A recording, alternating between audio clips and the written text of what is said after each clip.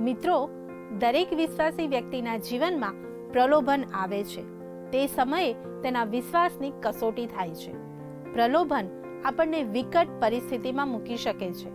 તેથી જ્યારે પણ તમે પરીક્ષણમાંથી પસાર થાવ છો ત્યારે યાદ રાખો કે તે ઈશ્વર તરફથી નથી. ઈશ્વરની સહાય માંગીને તેનો સામનો કરો.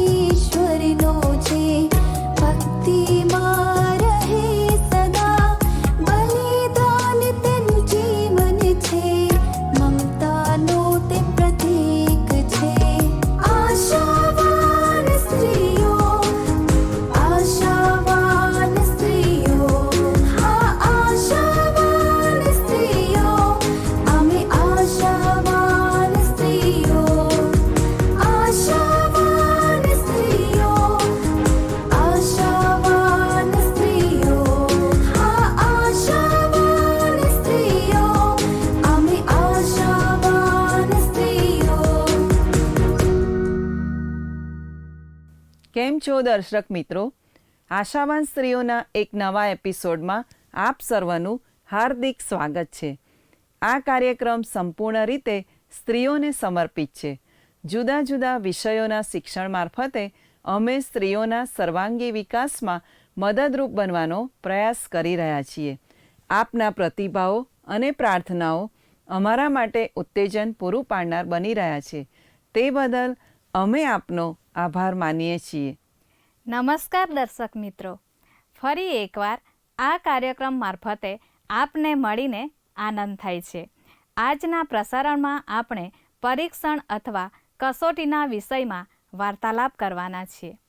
દરેક વ્યક્તિ જીવનમાં કોઈને કોઈ સમયે કસોટીનો સામનો કરે છે.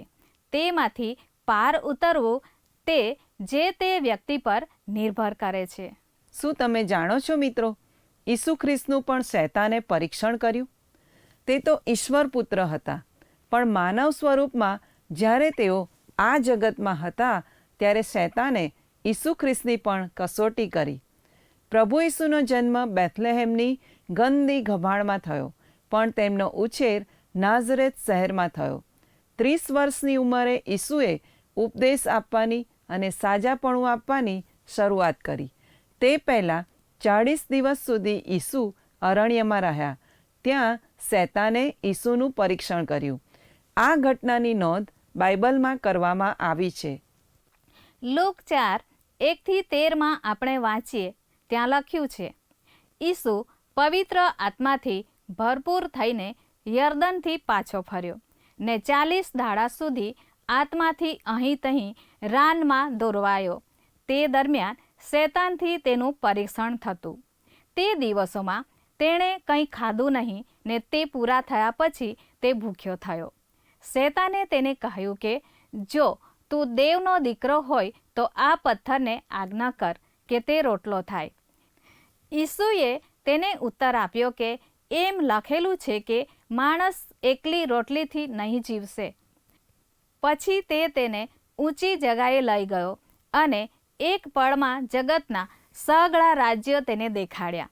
શૈતાને તેને કહ્યું કે આ બધાનો અધિકાર તથા મહિમા હું તને આપીશ, કેમ કે એ મારે સ્વાધીન કરેલું છે અને જેને હું આપવા ચાહું તેને હું આપું છું. માટે જો તું મારી આગળ પડીને ભજન કરશે તો તે સગળું તારું થશે.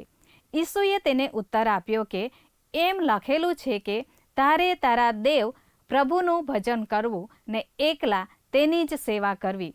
પછી તે તેને યરુશાલેમ લઈ ગયો ને મંદિરના બુરજ પર તેને ઊભો રાખીને તેણે તેને કહ્યું કે જો તું દેવનો દીકરો હોય તો અહીંથી હેઠળ પડ, કેમ કે લખેલું છે કે તે પોતાના દૂતોને તારા સંબંધી આજ્ઞા કરશે કે તેઓ તારું રક્ષણ કરે અને તેઓ પોતાના હાથ પર તને ધરી લેશે, રખીને તારો પગ પથ્થર પર અફડાય. ઈસુએ તેને ઉત્તર આપ્યો કે એમ લખેલું છે કે તારે પ્રભુ તારા દેવનું પરીક્ષણ ન કરવું. પછી શેતાન સર્વ પરીક્ષણ પૂરું કરીને કંઈક મુદત સુધી તેની પાસેથી ગયો. મારી વાલી બહેનો, શૈતાન કેટલો ચાલાક અને હોશિયાર છે. ઈસુ જ્યારે એકલા હતા, ભૂખ્યા હતા અને ઉપવાસને લીધે નબળાઈનો અનુભવ કરતા હશે, ત્યારે શૈતાને ઈસુનું પરીક્ષણ કર્યું. ઈસુના માટે અરણ્યમાં રહેવાનો સમય મુશ્કેલ સમય હતો. 40 દિવસોથી ઈસુએ કંઈ ખાધું નહોતું. તેમના માટે બેસવાની કોઈ આરામદાયક જગ્યા પણ અરણ્યમાં નહીં હોય. કદાચ પથ્થરોમાં ચાલીને તેમના પગ પણ થાકી ગયા હશે. તેમને ભૂખ અને તરસ પણ લાગી હશે. રણની આ મુસાફરીમાં તેઓ એકલા હતા. કોઈ તેમની સાથે નહોતું. આવા કપરા સમયમાં શૈતાન ઈસુની પાસે આવ્યો. શેતાને ઈસુનું પરીક્ષણ કરતા કહ્યું કે જો તું દેવનો દીકરો હોય તો આ પથ્થરને આજ્ઞા કર કે તે રોટલી થઈ જાય. અહીં સૌ પ્રથમ શેતાન ઈસુ ખ્રિસ્તના મનમાં શંકા ઊભી કરે છે કે તે ખરેખર દેવનો દીકરો છે કે નહીં. બીજી બાબત, ઈસુને ભૂખ લાગી હતી, તેથી તે રોટલીની લાલચ આપે છે. જો ઈસુએ ધાર્યું હોત તો તે પથ્થરની રોટલી બનાવી શક્યા હોત. સાચી વાત ને? હા, કારણ કે તે તો ઈશ્વર પુત્ર હતા. પણ ઈસુએ શૈતાન ઉપર વિશ્વાસ કર્યો નહીં. તેમણે તો પોતાના આકાશમાંના પિતા ઉપર ભરોસો રાખ્યો કે તે તેમની દરેક જરૂરિયાત પૂરી પાડશે. ઈસુએ વચન મારફતે શૈતાનને જવાબ આપ્યો કે માણસ એકલી રોટલીથી જીવતો નથી, પણ ઈશ્વરના વચનથી જીવે છે. મિત્રો, જ્યારે તમારી કસોટી થાય અને કોઈ લાલચ તમને આપવામાં આવે, ત્યારે તમે શું કરો છો? શું તમે ઈશ્વરની બીક રાખીને તે કસોટીમાંથી પાર ઉતરો છો? તે પછી બીજી વાર શેતાને ઈસુનું પરીક્ષણ કરતા પોતાનું ભજન કરવા કહ્યું અને તેના બદલામાં ઈસુને મોટો અધિકાર આપવાની લાલચ આપી. ઈસુના માટે આ પણ એક મોટું પરીક્ષણ હતું. જો તેમણે શેતાનની આ લાલચનો સ્વીકાર કરી લીધો હોત તો તેમણે વધસ્તંભનું મરણ અને દુઃખ સહન કરવું પડત નહીં. પણ ઈસુએ ફરીથી વચન દ્વારા શેતાનને જવાબ આપતા કહ્યું કે તારે તારા દેવ પ્રભુનું ભજન કરવું ને એકલા તેની જ સેવા કરવી. કેટલો સ્પષ્ટ અને સીધો જવાબ! વહાલા મિત્રો, બાઇબલ જણાવે છે કે શૈતાન જૂઠો છે. તેની પાસે પૃથ્વી પર મર્યાદિત અધિકાર છે. તે કોઈને રાજ્ય આપી શકતો નથી. ફક્ત લાલચ આપીને તે લોકોને ઈશ્વરથી દૂર લઈ જવાનું કામ કરે છે. શું અધિકારની બાબતમાં તમારી કસોટી થાય ત્યારે તમે તેનો સફળતાપૂર્વક સામનો કરો છો? તે પછી શૈતાને ત્રીજી વાર ઈસુનું પરીક્ષણ કરતા કહ્યું, જો તું દેવનો દીકરો હોય તો મંદિરના બુરજ પરથી નીચે પડ, કારણ કે ઈશ્વરનું વચન કહે છે કે તે પોતાના દૂતોને આજ્ઞા આપશે અને તેઓ તને બચાવશે.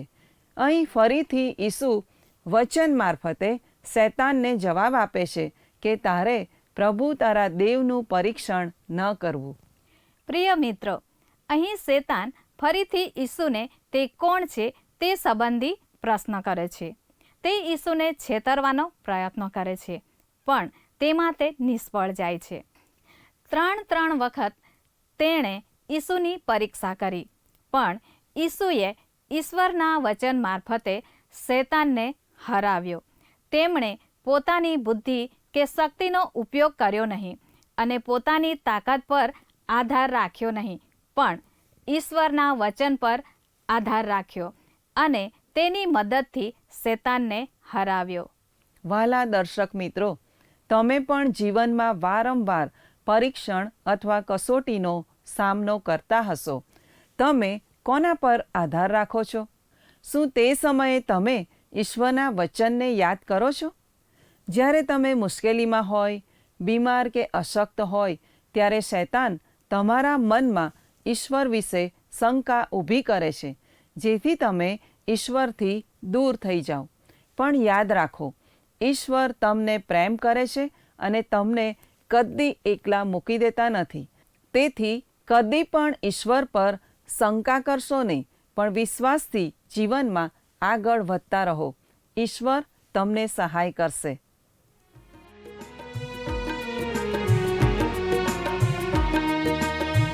તોફાનોમાં સાથે રહેનારો છે મારો પ્રભુ, મારી સાથે છે. તોફાનોમાં સાથે રહેનારો છે મારો પ્રભુ, મારી સાથે છે. મૃત્યુની છાયા તણી ખીણમાં, મૃત્યુની છાયા તણી ખીણમાં મારો પ્રભુ મારી સાથે છે. તોફાનોમાં સાથે રહેનારો છે મારો પ્રભુ, મારી સાથે છે.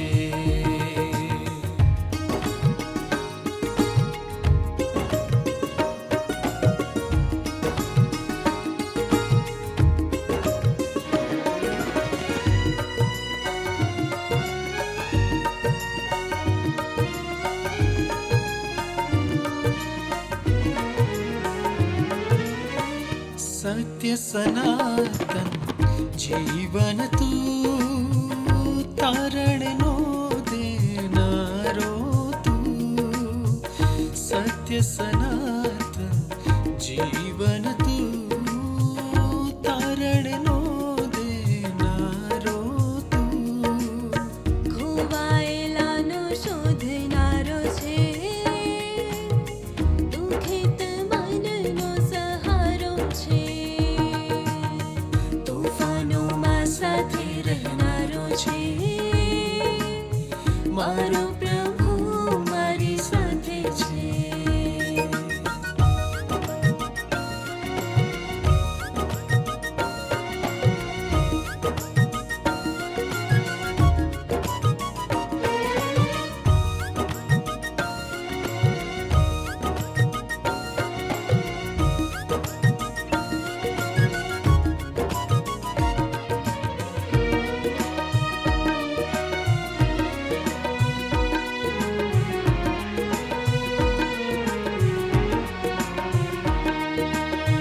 કરુણા સાગર રહેમી તું, શાંતિનો દેનારો તું.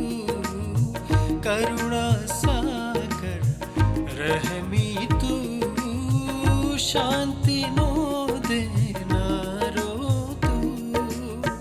મારી વાતોને સાંભળનારો છે, મારા પ્રશ્નોનો ઉત્તર છે. તોફાનોમાં સાથે રહેનારો છે મારો પ્રભુ, મારી સાથે છે. તોફાનોમાં સાથે રહેનારો છે મારો પ્રભુ, મારી સાથે છે. મૃત્યુની છાયા તણી ખીણમાં, મૃત્યુની છાયા તણી ખીણમાં મારો પ્રભુ મારી સાથે છે. તોફાનોમાં સાથે રહેનારો છે મારો પ્રભુ, મારી સાથે છે. મારો પ્રભુ મારી સાથે છે. મારો પ્રભુ મારી સાથે છે. વાલા દર્શક મિત્રો, આપ નિહાળી રહ્યા છો કાર્યક્રમ આશાવાન સ્ત્રીઓ. આજે આપણે શીખ્યા કે ઈસુએ કેવી રીતે પરીક્ષણનો સામનો કર્યો અને ઈશ્વરના વચનની મદદથી શેતાનને હરાવ્યો. મુશ્કેલ સંજોગોમાં કદાચ તમને પણ પ્રશ્ન થતો હશે કે ઈશ્વર ક્યાં છે? મારા જીવનમાં તે કેમ આવું થવા દે છે? પણ યાદ રાખો, તમારા જીવનમાં જે પણ બને છે તે ઈશ્વરની ઈચ્છા પ્રમાણે થાય છે. દરેક પરિસ્થિતિમાં ઈશ્વર તમને કંઈક શીખવવા માગે છે.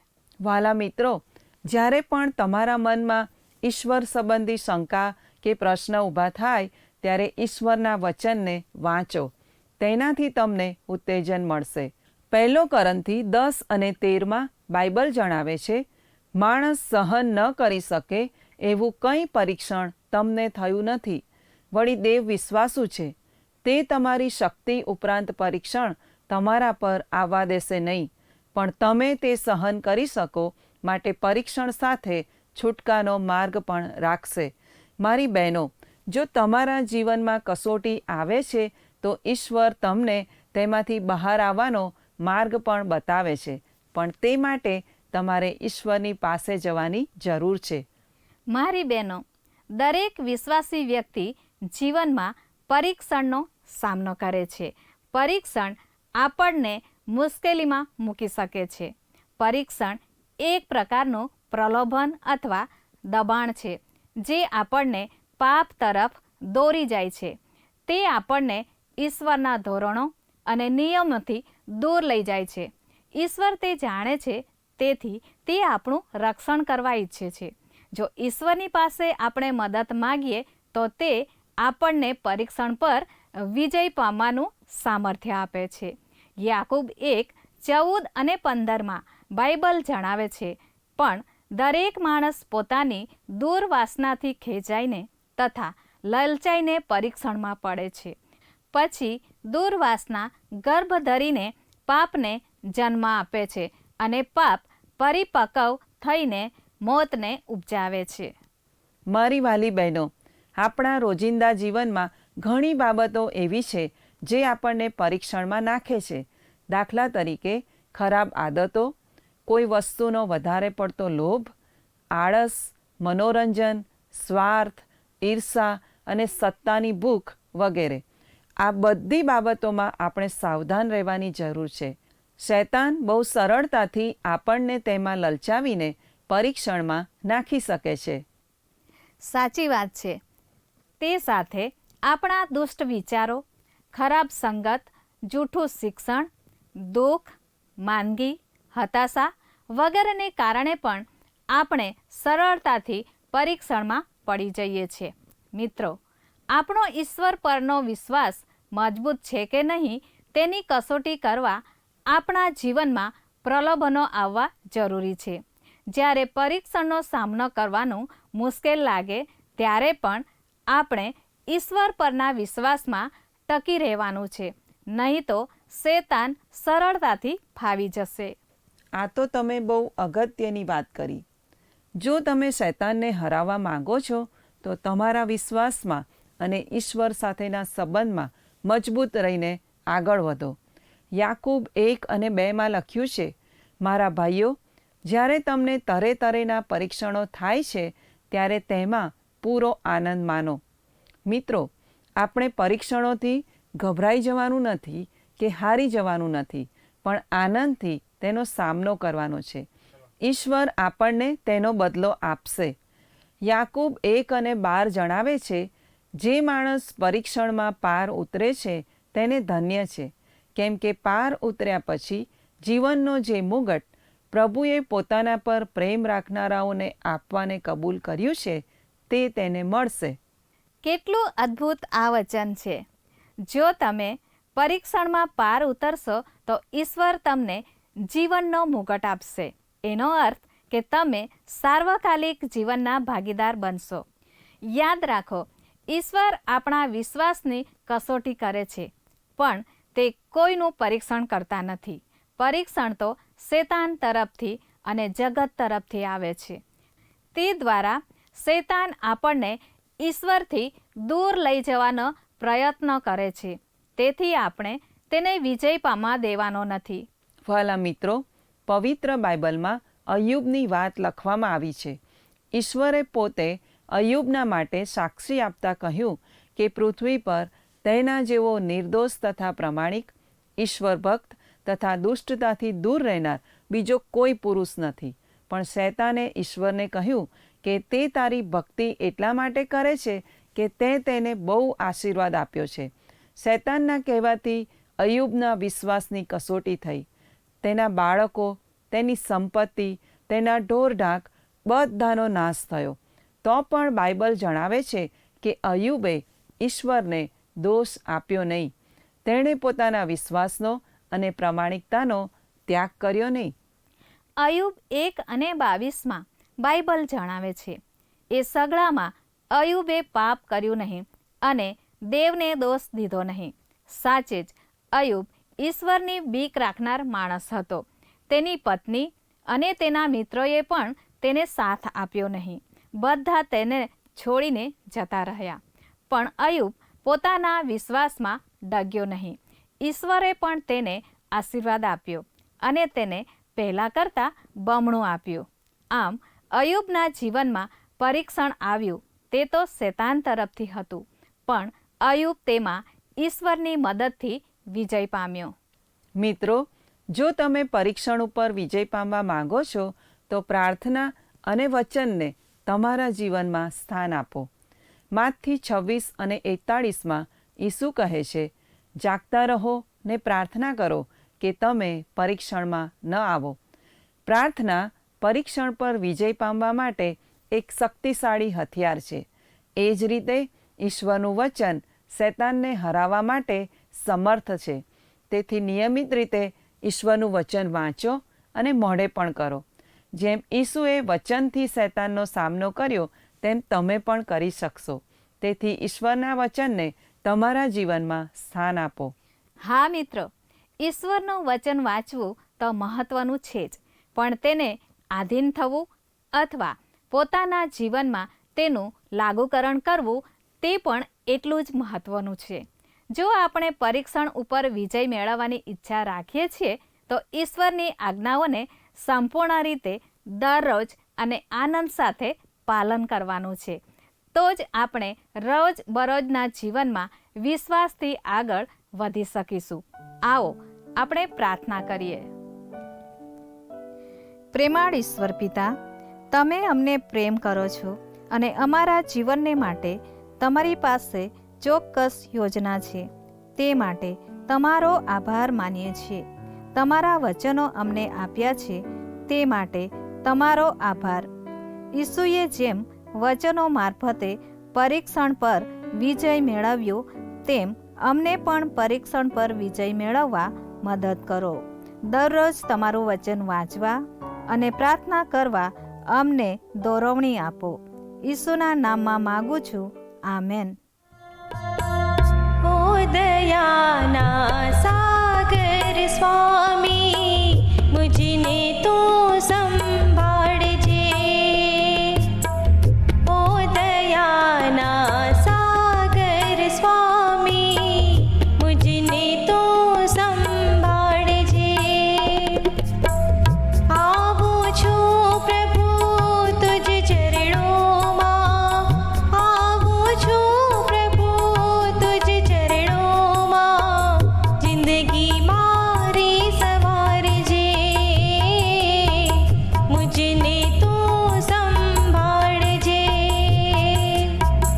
ओ दयाना सागर स्वामी मुझने तू संभाळजे.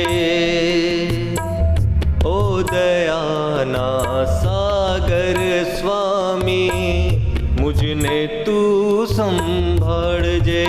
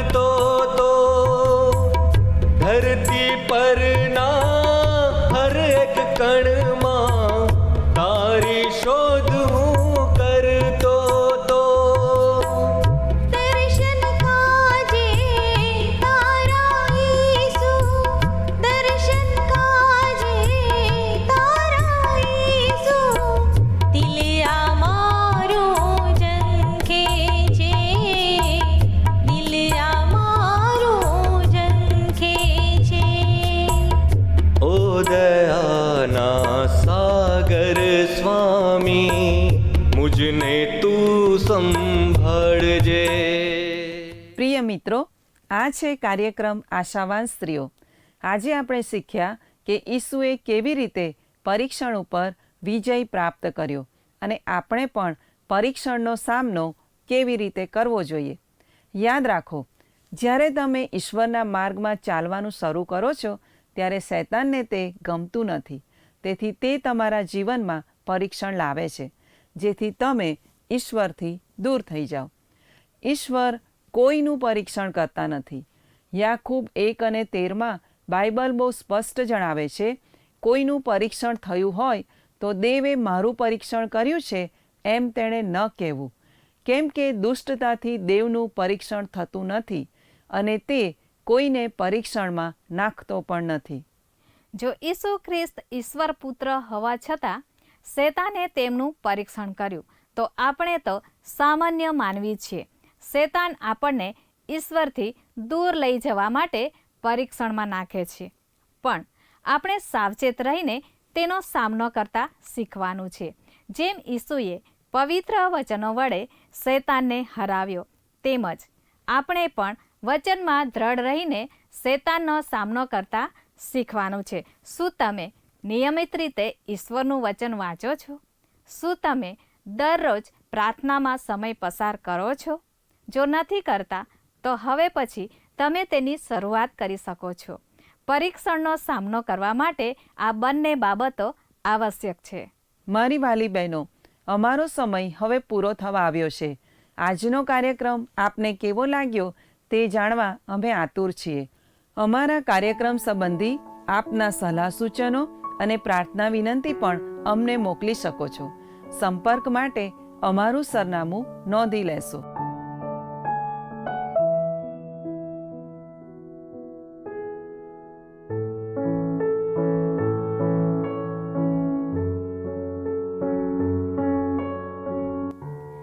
જો આપ ફોનથી અમારી સાથે વાર્તાલાપ કરશો તો પણ અમને આનંદ થશે. તે માટે અમારો ફોન નંબર છે 94 29 37 55 12 9429375512. આ નંબર ઉપર આપ અમને SMS અથવા વોટ્સએપ પણ કરી શકો છો. આવતા સપ્તાહે આ જ સમયે આશાવાન સ્ત્રીઓ કાર્યક્રમમાં ફરીથી મળીશું. ઈશ્વર આપને આશીષ આપે. ધન્યવાદ. શું તમને આ કાર્યક્રમ ગમ્યો? અત્યારે જ અમને મિસ કોલ કરો.